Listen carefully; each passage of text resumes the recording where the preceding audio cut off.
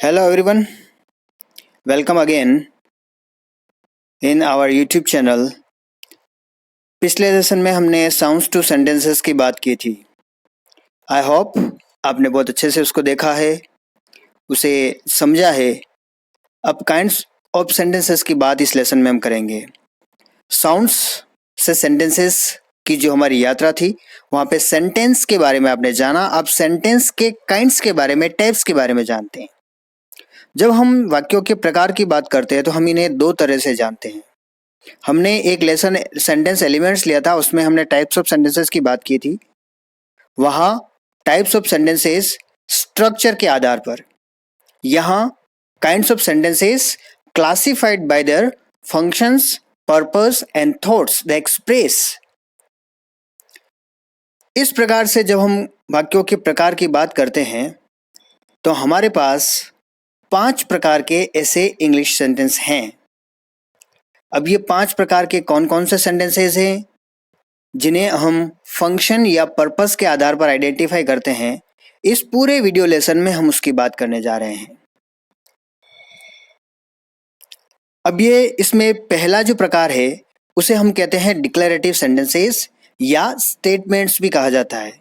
जो साधारण कथन है उन्हें हम इस श्रेणी में रखते हैं. दूसरे प्रकार के वाक्य है इंटेरोगेटिव सेंटेंसेस या प्रश्न. तीसरे प्रकार के हैं इंपेरेटिव सेंटेंस या कमांड्स. चौथे एक्सक्लेमेटरी सेंटेंसेस या विस्मयादिबोधक वाक्य. और पांचवें प्रकार के जो वाक्य हैं उन्हें हम कहते हैं ऑप्टेटिव सेंटेंसेस यानी कामनार्थक वाक्य. ये 5 प्रकार के वाक्यों की बात हम इस लेसन में करेंगे. सबसे पहले हम बात करते हैं the first type of sentence and that is known as declarative sentence, और simply we say it statements. जो कथन हैं हमारे उन्हें हम इस श्रेणी में रखते हैं.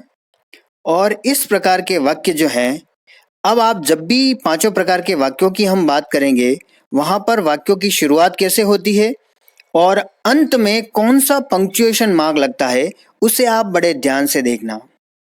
डिक्लेरेटिव सेंटेंस जिन्हें हम असर्टिव सेंटेंस भी कहते हैं, which state facts, describe things or report events are called statements. अब दो प्रकार से हम इन्हें यहाँ पर देखेंगे, affirmative sentences and negative sentences. सकारात्मक और नकारात्मक वाक्य.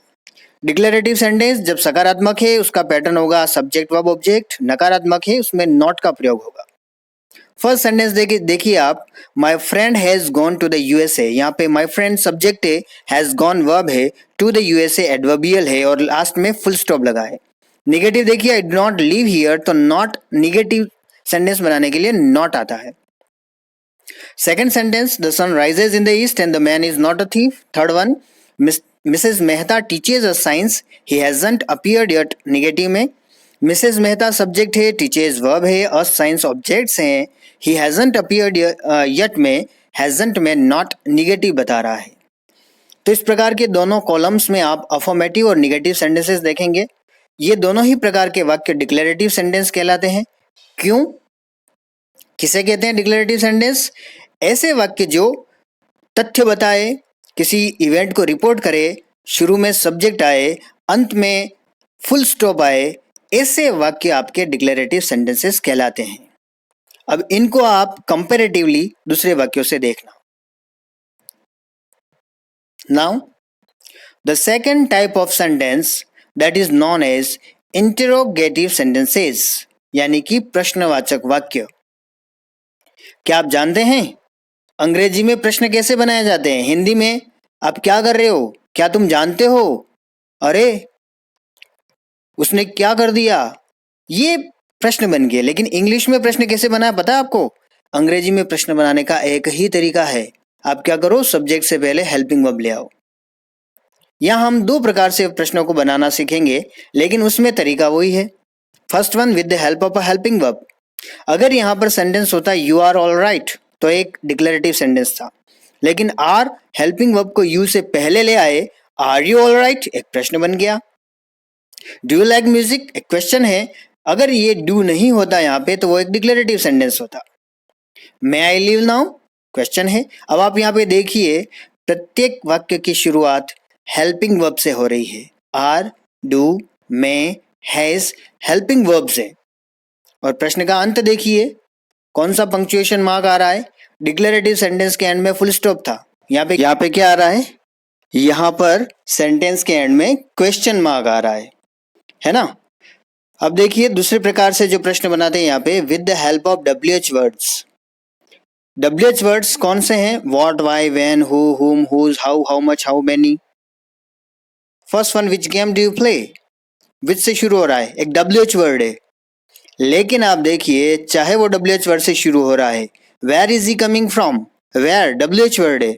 लेकिन आप देखिए इज ही से पहले हेल्पिंग वर्ब इज आया है, तब ये प्रश्न बना है। अगर ये यहाँ पर अगर आप कहें where he is coming from, तो एक ग्रामेटिकली इनकरेक्ट क्वेश्चन होगा। तो हेल्पिंग वर्ब से क्वेश्चन, WH वर्ड से क्वेश्चन, WH वर्ड शुरू में, उसके बाद हेल्पिंग वर्ब, उसके बाद क्या आता है, subject, and then main verb. लेकिन हु से क्वेश्चन थोड़ा डिफरेंट बनता है, तो जब हम क्वेश्चन बनाना सीखेंगे तब बात करेंगे। लेकिन अगर आइडेंटिफाई करना है और ट्रांसफॉर्म करना है तो हमें यहाँ पे देखिए पहले identification, concept clear, question helping verb या WH वर्ड से शुरू होता है, और क्वेश्चन यदि है तो एंड में क्या आना चाहिए, पंक्चुएशन मार्क, क्वेश्चन मार्क आना चाहिए। तो इस प्रकार से डिक्लेरेटिव सेंटेंस और इंटरोगेटिव सेंटेंस में जो अंतर है उसे आप देखिए। तब तक हम तीसरे प्रकार के वाक्य की बात करते हैं और उसे कहते हैं इंपेरेटिव सेंटेंसेस, यानी कि आज्ञार्थक वाक्य। आज्ञार्थक वाक्य है, लेकिन इसका मतलब ये नहीं है कि ये सिर्फ ऑर्डर या आज्ञा देने के काम में आते हैं। इंपेरेटिव सेंटेंस उन्हें कहते हैं जो क्या करें, the sentences which express commands, request, advice and suggestions. यहाँ पे विद लिखा गया है, विच पढ़ा जाए। अब इनकी शुरुआत और अंत देखना। Look at the white board boys, look शुरुआत, ओपन योर बुक्स, ओपन शुरू में, bring me a glass of water please, bring शुरू में। तीनों ही वाक्यों की शुरुआत यहाँ पे मेन वर्ब की फर्स्ट फॉर्म से शुरू हुई है, उससे पहले कोई भी सब्जेक्ट नहीं है, माइंड इट। यानी कि इंपेरेटिव सेंटेंस किससे शुरू हो रहे हैं, वर्ब की फर्स्ट फॉर्म से। अंत में पंक्चुएशन मार्क क्या आ रहा है, फुल स्टॉप। इनसे पहले कोई भी सब्जेक्ट नहीं है। आगे के दोनों एग्जांपल्स आप देखिए, fourth one, don't go near fire, and fifth one, don't waste your time. तो यहाँ पर इंपेरेटिव सेंटेंस निगेटिव भी होते हैं, और जब ये निगेटिव है तो आप डोंट से शुरू करते हैं, डोंट प्लस वर्ब की फर्स्ट फॉर्म। यहां पर भी देखिए कोई भी सब्जेक्ट नहीं है। Imperative sentence begins with MV1 और don't plus MV1 and ends with full stop. The fourth category of sentences and that is known as exclamatory sentence. विस्मयादि बोधक, विस्मय प्रकट करे। विस्मय किसे कहते हैं, द एक्सप्रेस सडन फीलिंग्स और स्ट्रॉन्ग इमोशंस। हमारे मन में अचानक जो भाव उठे, वाह, अरे, इस प्रकार से जब हम एक्सक्लेमेशन करें। जैसे फर्स्ट सेंटेंस देखिए, what a lovely morning it is. Sentence की शुरुआत व्हाट से, लेकिन अंत प्रश्नवाचक चिन्ह नहीं है, साइन ऑफ एक्सक्लेमेशन है, एक्सक्लेमेटरी सेंटेंस। सेकंड सेंटेंस देखिए, alas he is ruined. Alas के बाद में आप देखिए sign of exclamation. Third one, hurrah we have won the game. अब यहाँ पे अलास और हुरा के बाद अगर आप देखें तो एक डिक्लेरेटिव सेंटेंस दिखेगा, he is ruined, we have won the game. तो जब अकेला we have won the game है, एक डिक्लेरेटिव है, लेकिन उससे पहले हुरा लग रहा है, इसका मतलब एक्सक्लेमेटरी है, साइन ऑफ एक्सक्लेमेशन आया है। Fine. What a lovely morning it is, यहां पर सेंटेंस का में आए हुए वर्ड्स का ऑर्डर चेंज है। फोर्थ वन देखिए, हाउ वेल शी सिंग्स। यहां पर भी देखिए सब्जेक्ट शी, सिंग्स उसके बाद आ रहा है, उससे पहले क्या आ रहा है, हाउ वेल, एडवर्ब्स आ रहे हैं। हाउ और व्हाट WH वर्ड भी है, लेकिन यहां पे क्या कर रहे हैं, यहां पर वो एक्सक्लेमेशन के लिए आ रहे हैं। तब अंतर कैसे करेंगे कि ये क्वेश्चन है या ये एक्सक्लेमेटरी सेंटेंस है। आप पंक्चुएशन मार्क देखेंगे, अंत में अगर साइन ऑफ एक्सक्लेमेशन है, एक्सक्लेमेटरी है, क्वेश्चन है तो वहां पे व्हाट के बाद हेल्पिंग वर्ब आएगी, हाउ के बाद हेल्पिंग वर्ब आएगी, उसके बाद में क्वेश्चन मार्क आएगा अंत में। Wow, it's very beautiful, what a nasty fall. अब यहाँ पे वाओ के बाद में sign of exclamation, what a nasty fall के बाद sign of exclamation. LDC second grade exams में और भी कई सारे एग्जाम्स में जब ट्रांसफॉर्मेशन ऑफ सेंटेंसेस आते हैं, तब उस प्रकार के वाक्यों में जब आप ट्रांसफॉर्मेशन कर पाए, आप डिक्लेरेटिव से इंटरोगेटिव या निगेटिव, एक्सक्लेमेटरी से आप डिक्लेरेटिव सेंटेंस, असर्टिव सेंटेंस कर पाए, उसके लिए पहले आपको इन वाक्यों की कॉन्सेप्ट समझना बहुत जरूरी है। आपको ये जानना जरूरी है कि ये वाक्य, कौन से वाक्य किस तरह से होते हैं और उन्हें बनाना कैसे है आपको। इस लेसन में आप बड़े ध्यान से इन सेंटेंसेस को सीखिए, शुरू कैसे होते हैं, अंत में पंक्चुएशन मार्क कैसा आता है, और इन वाक्यों में आने वाले वर्ड्स का ऑर्डर क्या है। ग्रामेटिकली सब्जेक्ट वर्ब ऑब्जेक्ट इस सेंटेंस पैटर्न से सारे वाक्य नहीं बनते हैं। सभी प्रकार के वाक्यों में एक डिफरेंट वर्ड ऑर्डर होता है। जैसे यहाँ पे देखिए, what, alas, hurrah, how, wow, what, शुरू में क्या आ रहा है, सारे एक्सक्लेमेटरी वर्ड्स आ रहे हैं, और फिर एक्सक्लेमेटरी वर्ड्स के बाद में या सेंटेंस के एंड में क्या आ रहा है, these sentences have sign of exclamation. तो ये विस्मयादि बोधक वाक्य है। अगले प्रकार के वाक्य की तरफ बढ़ते हैं हम, और पांचवें प्रकार का जो सेंटेंस है उसे हम कहते हैं ऑप्टेटिव सेंटेंसेस, यानी कामनार्थक वाक्य।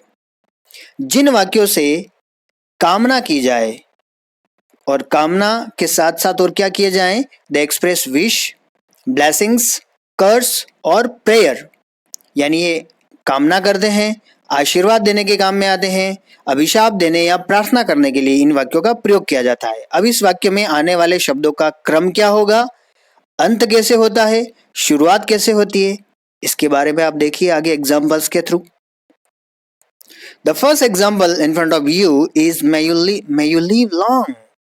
आप दीर्घायु होवे, आप कामना कर रहे हैं, मैं से शुरू, साइन ऑफ एक्सक्लेमेशन एंड में।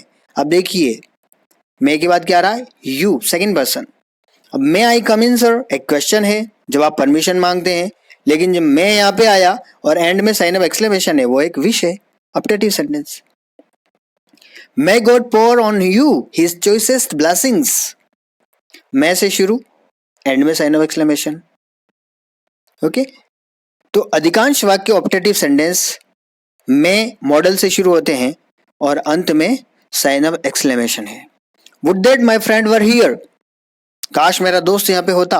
वुड दैट शुरू में आया, ये भी विश प्रकट कर रहा है।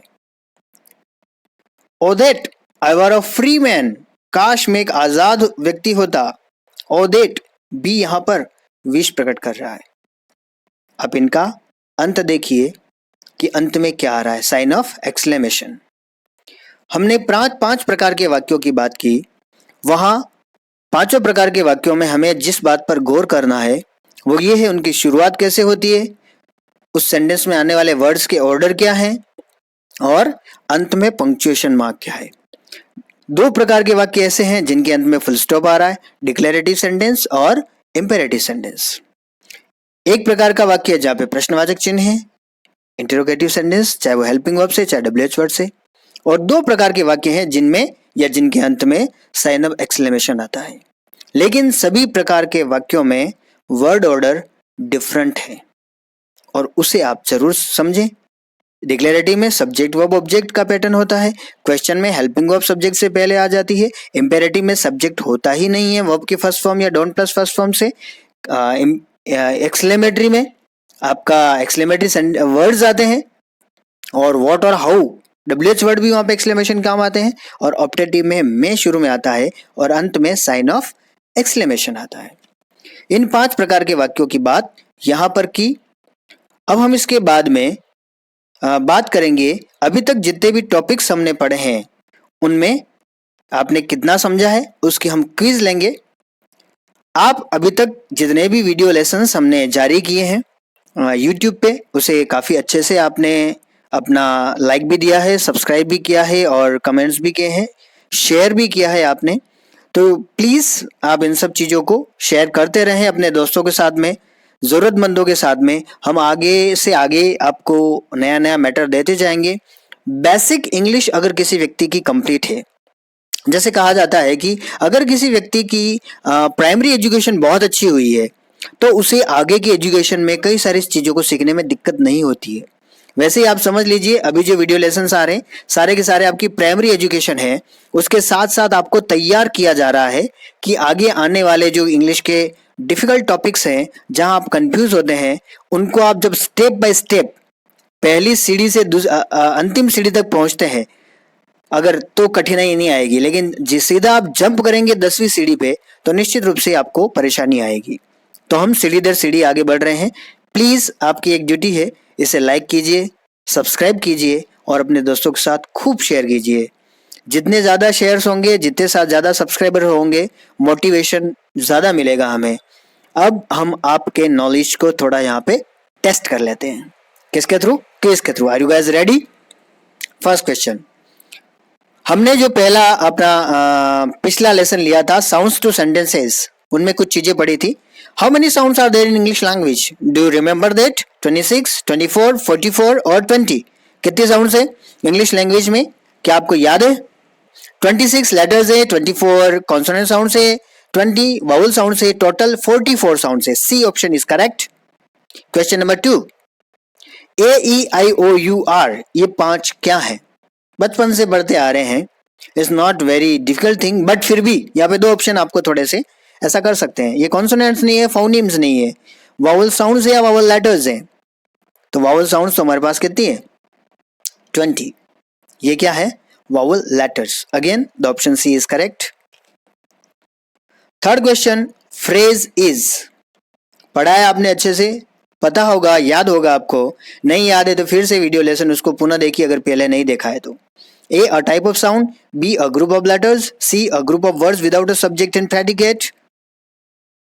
And D, a group of words with subject and a finite verb. तो आप बताइए कौन सा सही है? मेरी तरफ से फिर से C सही है, a group of words without a subject and predicate. Question fourth, which one is not identified as a sentence element?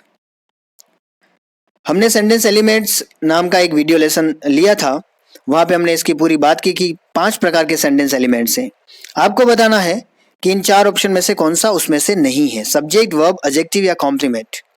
तो सब्जेक्ट सेंटेंस एलिमेंट है, वर्ब है, कॉम्प्लीमेंट है, ऑब्जेक्ट्स होते हैं, एडवर्बियल्स होते हैं, लेकिन एडजेक्टिव सेंटेंस एलिमेंट नहीं है। अगला question, fifth one, a compliment comes after, यानी कि सेंटेंस में कॉम्प्लीमेंट नाम का जो सेंटेंस एलिमेंट है उसकी पोजीशन क्या है, वो कहां आएगा? After a transitive verb, after an intransitive verb, a non finite verb और आफ्टर अ लिंकिंग वर्ब। तो आपको याद होगा हमने कॉम्प्लीमेंट कहां पढ़ा था? After is, am, are, was, were, जो क्या कहलाती है? वर्ब्स ऑफ इनकम्प्लीट प्रेडिकेशन, या डी, लिंकिंग वर्ब्स। छठा प्रश्न देखिए, an optative sentence ends with a. अभी हमने सारे सेंटेंस के प्रकार देखे, उनमें 5वां प्रकार था ऑप्टेटिव। किससे अंत होता है? अब देखिए, क्वेश्चन मार्क से, फुल स्टॉप से, एक्सक्लेमेटरी साइन से या कॉमा से? तो आपको पता है कि 2 प्रकार के वाक्य फुल स्टॉप से, 2 प्रकार के एक्सक्लेमेटरी मार्क से। तो यहाँ पे optative sentence exclamatory, sign of exclamation. Question number 7, which of the following type of sentence doesn't have a subject? ऐसा कौन सा वाक्य है जिसमें सब्जेक्ट ही नहीं होता है? डिक्लेरेटिव, इंपेरेटिव, इंट्रोगेटिव या ऑप्टेटिव? तो आपको पता है इंपेरेटिव सेंटेंस वर्ब की फर्स्ट फॉर्म या डॉन प्लस फर्स्ट फॉर्म से शुरू होता है, उसमें सब्जेक्ट नहीं होता है, वो हिडन होता है। वहां पे सब्जेक्ट यू कहना चाहते हैं आप, लेकिन होता नहीं है, तो इंपेरेटिव वहां पे सही है साथ में। 8th one, identify the type of sentence. और सेंटेंस आपके सामने, you are late so you can not enter the exam hall. कौन सा प्रकार है वाक्य का? देखिए आप,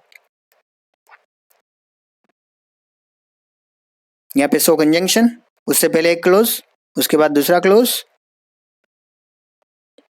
सिंपल, कंपाउंड, कॉम्प्लेक्स, कैसा वाक्य है बताइए? सो कंजंक्शन तो हमने जब टाइप्स ऑफ सेंटेंस की बात की थी, सिंपल, कंपाउंड, कॉम्प्लेक्स, उसमें मैंने अच्छे से बताया है।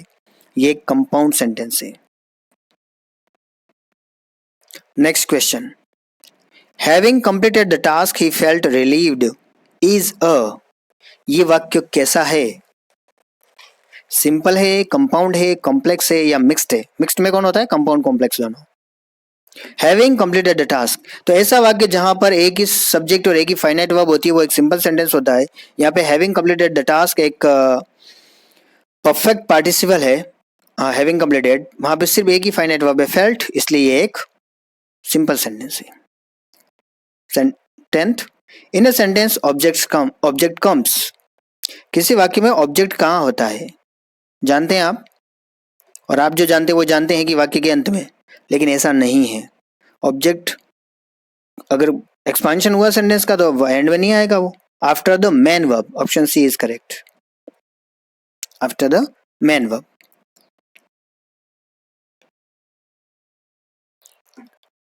सेंटेंस के टाइप्स की हमें यहाँ पे बात की थी, लेकिन स्ट्रक्चर के आधार पर जो सेंटेंस के टाइप की बात की थी और फंक्शन या पर्पस के आधार पर सेंटेंस के टाइप की बात की थी। यहाँ the simple, compound and complex sentences are classified on the basis of, किस आधार पर ये वाक्यों के प्रकार सिंपल, कंपाउंड, कॉम्प्लेक्स डिटरमिन किए जाते हैं? पर्पस के आधार पर, फंक्शन के आधार पर, थॉट्स के आधार पर, स्ट्रक्चर के आधार पर। तो आपको याद होगा option D, structure. 12th, the declarative sentence is also known as, declarative sentence को और क्या कहा जाता है? ऑप्शंस आपके सामने, असर्टिव सेंटेंस, कंपाउंड सेंटेंस और कॉम्प्लेक्स सेंटेंस। तो डिक्लेरेटिव सेंटेंस को हम कहते हैं, शुरू में देखा था हमने, असर्टिव सेंटेंस। फाइन। तो यहां पर हमने अभी तक जो वीडियो लेसन्स लिए थे उसकी एक छोटी सी क्विज ली। आगे आने वाले टॉपिक्स के साथ में हम हर लेसन के साथ एक क्विज लेंगे ताकि आप उसको, प्रत्येक टॉपिक को आप अच्छे से रिवाइज कर सकें। Thank you very much, thanks a lot, like, subscribe and comment please.